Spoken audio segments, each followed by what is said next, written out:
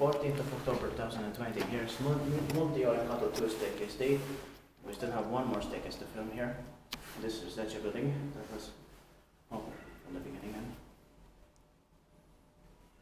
Yeah, today is the 14th of October 2020. Here's Multiojankatu 2 staircase D in Multisilta, one of the suburbs of Tampere in the Pirkanmaan region of Finland.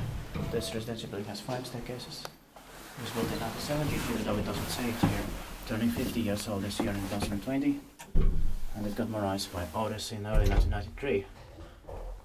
Since the profile doors were changed in late 1992.